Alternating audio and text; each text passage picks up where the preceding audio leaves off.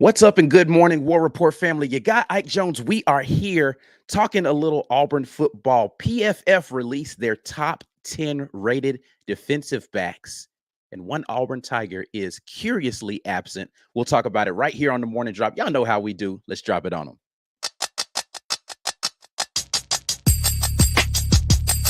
You are now listening to the War Report. Morning drop time. You got Ike Jones in here. Be Will on a Monday morning. It is June the 26th. Indeed. And June is quickly coming to an end, but you know, it's list season. And so of course we're looking at all the lists and we're trying to, checking them twice, trying to find out who.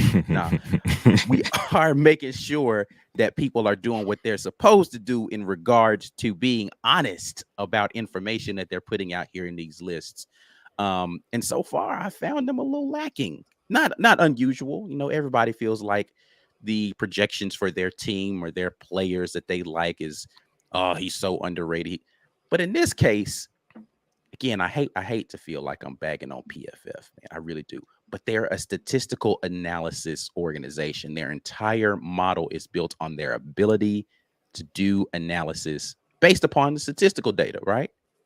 So I think it's only fair that we look at the statistics that they use as a basis to determine whether or not any of the lists that they're putting out makes sense. That's fair, right? Sounds fair to me.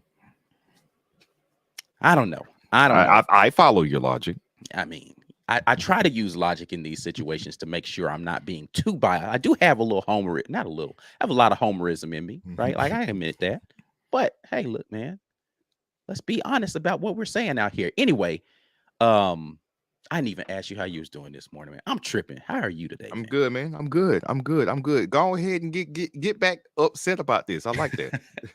I'm not upset. I'm confused, and my confusion leads me to ask questions, right? Pro Football Focus went on a series of put out a series of lists. It was all one really long article listing the top 10 players in the country, or draft eligible players in the country. So it's not who they think is the best player, but people who are draft eligible this year. They listed the top 10 players going into the next season for every position, right? Every position group. They said, all right, these are the best 10 guys who could potentially go to the NFL draft. Last time I checked, DJ James, draft eligible. Right. Am I incorrect in that assessment? You are correct. He was draft eligible in this past offseason. Okay, so he could have gone to the draft last year, which means he could still go to the draft then again this year. Yes. That's not they didn't change that. No, they did not. Okay, all right. So we're good there. Now I have to wonder, the list that you put out, why he's absent from it, right? So I'll run down the list for you. It starts with, you've already looked at the list, but before you even looked at the list, what would be your guess as to the number of players that would come from that school on this list?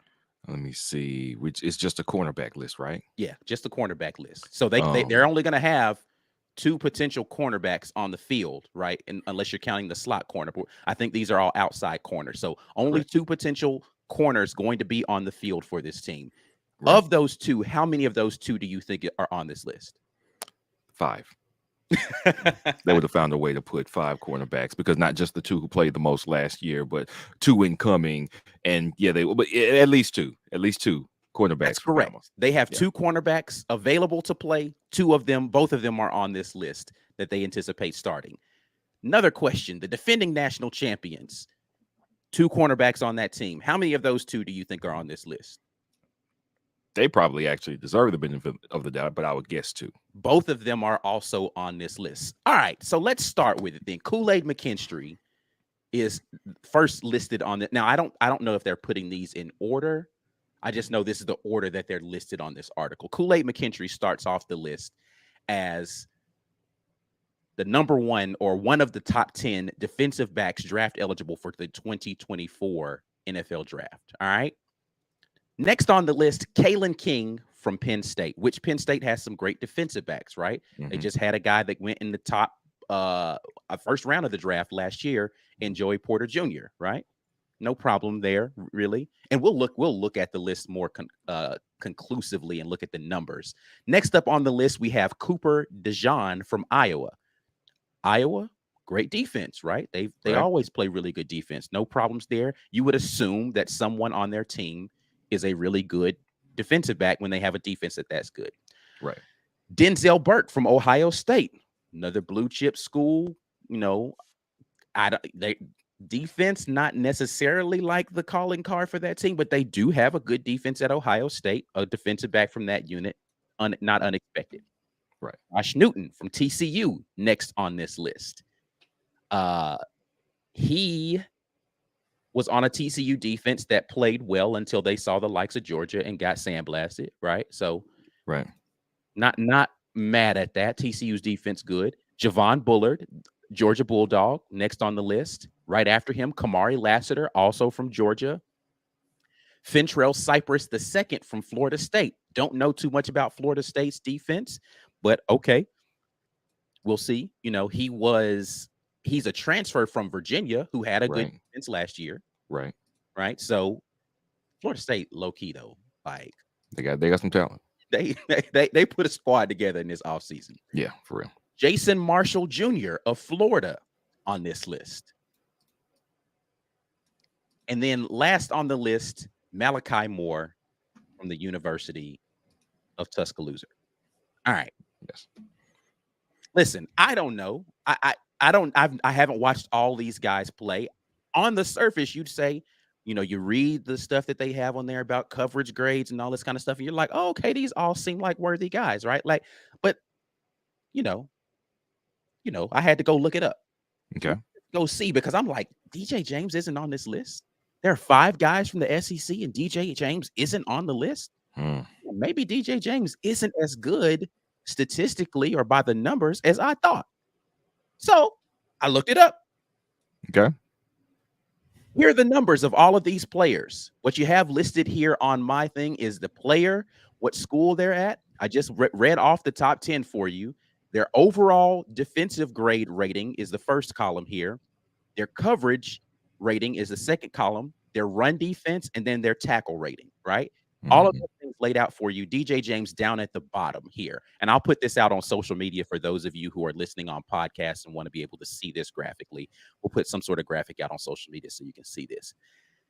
Of the players listed here on this list, overall rating, there are only 3 players that have a higher overall defensive rating than DJ James. It's a list of 10 now. Only 3 of them have a better rating than him. How? None of them that are the SEC players have a higher rating than him. Not a single one. And these are the same ratings issued by same organization. I got this from Pro Football Focus. I looked up the numbers from Pro Football Focus. How? Coverage rating. DJ James, 85.7 rated. Only 1, 2, 3 players again with a higher rating than him in coverage. Yeah. Run defense. 65, is that 65.3? 63.3, excuse me. I can't even read my own stuff. That's old man eyes right there for you. I'm looking at my own graphic and can't read it. He's not the highest rated run defender, right? Like not even close. There are 1, 2, 3, 4, 5, 6, 7 of them on this list higher than him in run defense. Tackling, though, he's right back up there close to the top. My question is, how do you look at the numbers from Pro Football Focus and he's not in that top 10? Wouldn't it make the most sense to grab the highest 10 rated Pro Football Focus cornerbacks that are returning and draft eligible and make your top 10 list that way? I would assume that's how they made the list to begin with. Mhm. You looked at people that are eligible for the draft. Then you go back and look at your own ratings and pull the top 10 from that and say, these are the top rated draft eligible players going into this season. I would assume that's how you do it. So then you have to wonder, why the subjectivity? What's the reasoning that you have behind saying these are the best players when your own rating system doesn't back that up? I don't understand it. I mean, And again, this is not these are not even orange and blue goggles that I'm viewing this through. It's your numbers. these are alphanumeric goggles. Like, all I did was read the numbers off a chart. Uh, You Oh, post the man. numbers, I look at the numbers, and then you post a list, and I look at the list, and I say, this don't make sense. How is this possible? So one thing that I know was not included here in these grades are statistics, right? You can be not great at coverage, but Mhm. still end up credited with pass breakups or a poor completion percentage for the wide receivers that you're covering if the other team's quarterback is not accurate. It got into the neighborhood, but the guy couldn't really catch it. So you had a great opportunity to make a play on the ball. You did. You get more pass breakups that way. Okay. That's one thing. The second thing is we were a very poor run defense last year. People weren't trying to throw on us. You didn't have to. You could move the ball, control the clock, control the game. So that limits the opportunities for a DJ James as an excellent corner to accrue the statistics that make it look like, oh, well, he's out there just shutting everything down. I mean, he's not getting those pass breakups. He's not getting the people only completed 20% of passes thrown at them. Yeah, they're not throwing passes. So there you go. That affects the cornerback statistics. You're not getting INTs at the other team and throwing the ball. You can just run the ball at will. You get a bust or two here or there. Sure, everybody's can have that happen to them, but people didn't not throw at DJ James because they were scared. I mean, they might have been. You didn't have to throw it. You didn't even have to throw to take advantage of the Auburn defense last year. So that plays into why he doesn't have the statistics. And teams like Bama and Georgia, who got a big on teams, usually other teams have to throw their way back in. They have enough defense to pressure the quarterback, make him look bad, play bad, and the defensive backfield for Bama and Georgia clean up in stat pad on the way to a victory. That explains statistics. However, if you're going to take the time at Pro Football Focus to accurately assess their performance and give them grades, that means you have taken into account that Kool-Aid McKinstry is not as good in coverage as DJ James is. Okay. He's not as good in coverage. His playing the run, he was, of course, better playing the run. Okay. I need a corner to be good at coverage. It's kind of why he's out there. Like the number one skill, primary role, right? Yeah, I mean, that's what I'm thinking. You still got to play the run, of course. You got to tackle, but his tackling grade was better. It was like the fourth on the list of those 10. If he was in that list of 10, he would have been the fourth in tackling. He would have been the fourth in coverage. He'd have been the fourth rated guy based upon their own numbers in almost every category. Right. Except for run defense. Run defense would have been the only thing that he'd have been below the top 6 in. And he was top 4 in everything else, but he's missing from the list completely. We're not even saying he's too low on your list of 10. Like that's what's mind-boggling about this. And I get it. If you're a Bama fan and you're watching this, you're going to tell me about Malachi Moore being injured, and that's the reason why the last 2 years, he's been on and off the field, and he's due for a bounce back year. Go look at his freshman numbers. I did go and look at Malachi Moore's freshman numbers, and they were better than the last 2 seasons. That still doesn't explain to me why DJ James' name is not on the list. I'm not saying take Malachi Moore off of the list, but you're giving Malachi Moore credit for what you think he can potentially bounce back and be from a freshman season that he's 2 years removed from on this list. as opposed to a guy who actually did it consistent. He's gotten consistently better since his freshman year at Oregon, and he's not getting that benefit, but you're giving Malachi Moore the benefit of, well, I saw him do it as a freshman, and even though he's been injured, we think he can get back. That's silly. That's silly to me. Yeah, I think more about it now, and I'm thinking about the number of points they gave up at Tennessee, the number of points that they gave up at LSU. It's really, really hard. Again, I don't want to harken too far back to the conversation we had yesterday on the weekend tailgate. Usually, Alabama is going to clean the floor with anybody they're more talented than. That's when you get those stats up, right? That's when you pick on, oh man, well they crushed Arkansas. Yeah, Arkansas was bad. They crushed Auburn. Auburn was bad, and even then they still gave up a whole bunch of rush yards, which I remember Nick Saban being very cantankerous about their defense giving up yards. I don't know if you remember this, but the 2011 season when they had this great defense, and then they played a Georgia Southern team who came in there and scored like 21 points on them, which was unheard of because nobody was scoring that many points against that team. But anyway, Nick Saban said after, he said, yeah, if I had known that they were running that offense, we wouldn't put them on the schedule. He doesn't want to see his teams give up those yards. Right. They gave up a lot of yards to Auburn. They gave up a lot of yards to Tennessee. And I can only imagine what that was like. And I watched these players and these teams in these moments when they're giving up all these yards, big plays being made. Like these days of shut down corners at Alabama, Eli Ricks didn't do what they thought he was going to do coming from LSU. He wasn't that good. No corner there gave me, that guy's scary.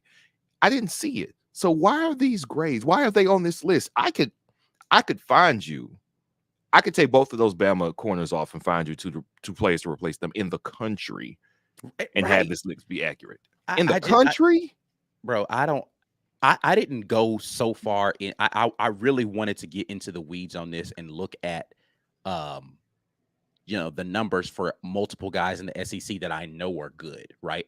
There's not a single LSU player listed on this, and LSU always has good defensive backs. Always. Not a single LSU player. And I didn't go, again, I could have gone further into the weeds and gone and looked at traditionally good defensive teams like Kentucky, Arkansas, LSU. Missouri had a great defense last year, to go look and see what their corners were rated.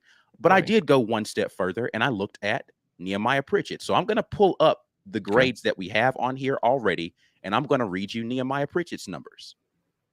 A person who Auburn fans seem to think not that good, right? Nehemiah Pritchett's defensive rating, 70.6. That's higher than two people on this list, right? His run defense is 55.8. Not great, right? He is going to be only higher than one person on this list. That is Burks from Ohio State.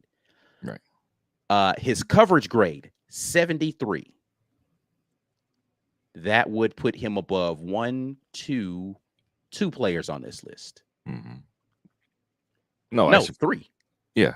Over Malachi Moore at 65, over Jay Marshall at 66.3, over Lassiter at 71.1. Oh, and Burks at 70.6. Yeah. All right. What else did I'm missing here? His tackling grade, 51.3.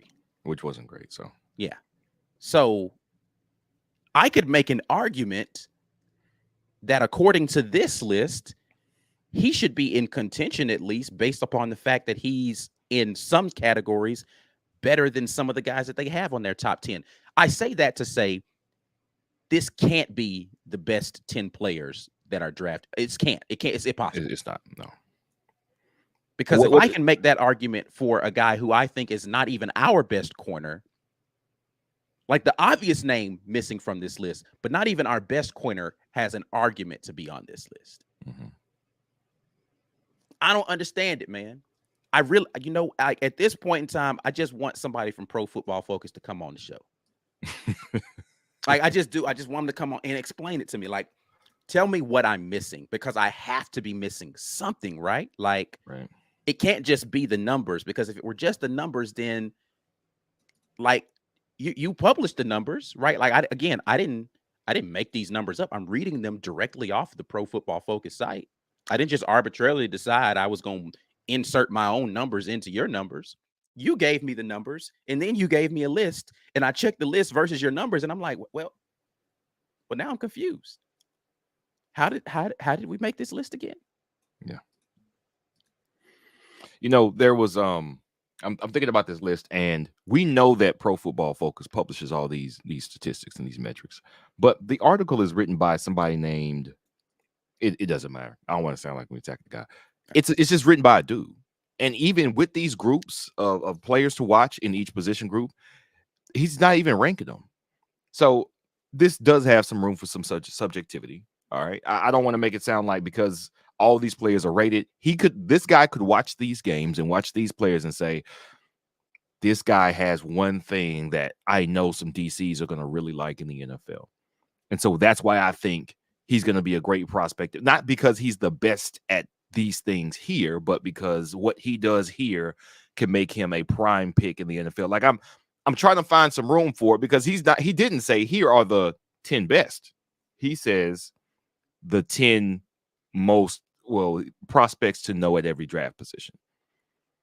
So he's putting some on your radar. Maybe it's not the best one, but maybe it's something that teams are going to be jockeying for when it comes to the NFL draft here. And man, that was last month, 11 months or so, when all this evaluation starts in about 9 months.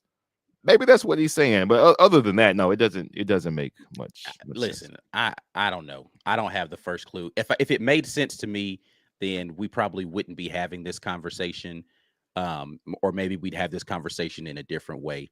But you know what? I ain't gonna let it get me hot and bothered because I got Harmon Mechanical to handle those situations in case it does get you a little hot under the collar. You understand what I'm saying? Go to harmonmechanical.com to get your situation taken care of if you are in the Auburn area. 334-219-0717 is how you can get an initial consultation set up with Harmon Mechanical. Let them know the guys at the War Report sent you over there. Harmon Mechanical is there when you need air. Of course, the sponsor of the War Report, as always, is the Rogue Shop, and they got something special kicking off right now from now until July 6th. Use code RAPPORT20, and you can get 20% off of some of their greatness that they've got going on. Now through July 6th, 20% off of all edibles on rogueshop.com. 2 new edibles, a live rosin 25 milligram gummy, all natural with no solvents, and their new strongest gummies are now up and they're available on the site. So head over to rogueshop.com, use code RAPPORT20 from now until July the 6th.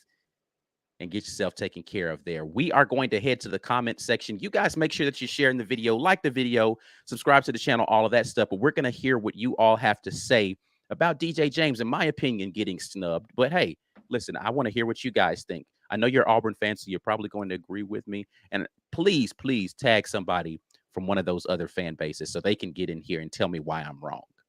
Even though we're looking at the numbers, I want them to tell me why I'm wrong. James Sawyer starts it off, says, B. Will speaking too much logic this morning. It's wild to not include DJ for real. Lawrence Robinson jumps in. The Iowa rating could be inflated too. Seems like the number of passes defended should definitely be a factor. I doubt the Iowa cornerback has a large amount. Yeah, so and that's what I was thinking. The number passes defended, pass breakups, opportunities to get into the passing lane influence the completion. If you don't have a lot of those, then you're kind of behind in this. But I mean, the Iowa guy and the Florida State guy both had astronomical coverage grades, which I'm sure, however he's looking at it, that plays a large part as to why they're on the list. So I don't know, man. I mean, we know Iowa can play defense, right? They're not gonna put nobody back there that can't do the job. So well, I mean, again, it's supposed to be an equitable rating system, though, right? So right. If all of the things in however they come up with these numbers are equitable, I'm still using your numbers. Right. Yeah. I don't know. Hot Dog Water jumps in and asks, why is Kool-Aid rated so high? That is a very good question. I don't actually know the answer to why he's rated so highly. I didn't see too much from him last year to say this is a scary cornerback. But again, measurables though, right? Oh, You yeah. talk about No, draft I eligibility. get why he would be high on someone's draft board. Right. Like, I get, the him being tall, strong, fast, all of those things. Completely understood. But none of those things contribute to whether or not he plays well, and the numbers should be the numbers, not, well, Right. we're going to give you a little extra credit because you're a little taller than this guy. Mm-hmm. Yeah. So, I don't know. Yeah. I would assume that this is correct, Haley, who jumps in and says the numbers don't lie, but apparently they lying to me. Apparently the numbers are not telling me the truth because I don't understand them. Someone needs to explain it to me because, again, I'm only using the rating system that you all put up. Yeah. Lawrence Robinson back in, no Pritchett or James. Neither one of the two made the list. Again, I could make an argument based upon this list that Pritchett has a place that he could potentially be on here. And I think the thing that is semi-upsetting for me, and this is not a dig against Malachi Moore specifically in that I think he's a bad player. It's that we know that players who are coming back from injury may never realize the potential that they were showing earlier before that injury. Yeah. And he's been in and out of their lineup with injuries for the past 2 seasons. Right. So again, we're now coming into a 3rd season removed from his freshman campaign where he showed all this promise for them. And they're giving him this huge benefit of the doubt that even if I looked at Malachi Moore's best season with Bama, it still doesn't mean that he'll ever equal that again after dealing with all those injuries. I don't understand why none of that has anything to do with whether or not DJ James deserves to be on that list. Because we could keep Malachi Moore on the list and he's still higher than 5 other dudes on there. Right. Retro jumps in and said Cooper had 5 picks and 3 of them were pick sixes. That's insane. Listen, there were some guys on this list. I mean, let's go look at it again. Absolutely deserving of being on this list. It's a couple dudes on this list. I was like, good Lord, bro. Like the kid from Iowa, Cooper DeJean, who he was talking about, rated 88.5 overall. Like he doesn't have a grade sub 85 on this entire thing. Yeah, it's crazy. This kid Newton from TCU, legit. Somebody brought this up in the comment section, and I meant to address this in running down all this stuff. I just kind of got into it a little too heavily. That is Retro saying that Bullard played safety, right? But according to this, and I'm going to read what they have on him because I did note that when I was putting my stuff together for the show today. Javon Bullard, it says, and I'm reading this directly from the article, whether you classify him as a cornerback or a safety, Bullard's true home is in the slot. In fact, he's an honorable mention All-American for PFF past season as a slot cornerback. Okay. So he played safety, but he played slot corner as well. I didn't even want to get into the slot corner situation because then I'd have to wonder why Keontae Scott's not on here. There you go. And I was like, I don't even want to go down that road. And I was like, okay, now you messing with me, PFF, because if I was just giving you the outside corner situation, you definitely are not telling me that these are the 10 best. You're definitely not. Right. Yeah. And again, we didn't have any gripes with Bullard anyway. It was more about if the overall grade is 3, 4, 5 points lower than Pritchett, then why ain't Pritchett? Than DJ James, and why ain't DJ James on the list? Yeah. Right. Appreciate the super chat here from Dang, former core worker right there, man, my guy. Happy about the War Report's growth this year. Congrats, guys. Prefer Auburn players be underrated, to be honest. Makes them hungry and dangerous on the field. Listen, man, at some point in time, man, we got to be hungry and dangerous and properly rated too, though. Like, right. Listen, man, Georgia was out there underperforming like hell for years, and now they're on a run. We need to get to that place where you see it coming and you still get busting them out. Yeah. Pause to all of that.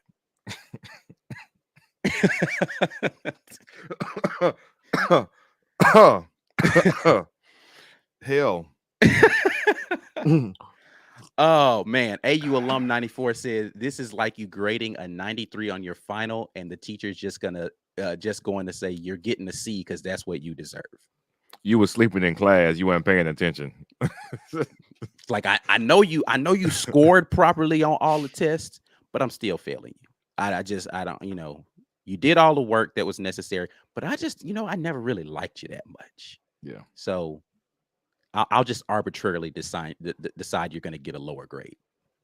You know what though? I must say this as we think about how much the perception of what these players are and what our program is plays into the expectations that people place on players as they're becoming draft eligible. There was a point where after the run in 2013 and 14 that Gus Malzahn had with offense, every year you watched games, whether it was 2015 where the offense was underwhelming and poor, 2016 where it was underwhelming, but it kind of picked up, and 17 picked it back up too. But then for the next 3 seasons, 18, 19, and 20, Gus Malzahn had an offensive genius tag for every broadcast you listen to.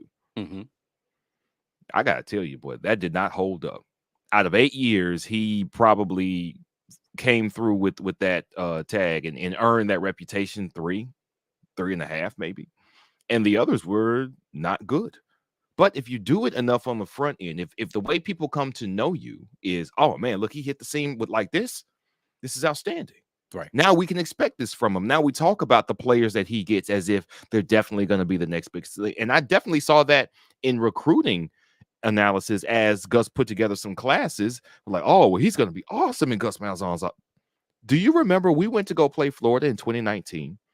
Bo Nix was a quarterback, of course. Mm-hmm. And Dan Mullen said, well, Bo Nix was born to run a Gus Malzahn offense. Gus Malzahn's the worst thing that happened to Bo Nix. He was not good. Like, he did nothing for Bo Nix. What Gus did with his offense was the opposite of what Bo Nix needed. It didn't matter. The perception was he's good. Bo Nix has these abilities. Oh, man, this is going to be awesome. Now we got him projected. He won Freshman of the Year.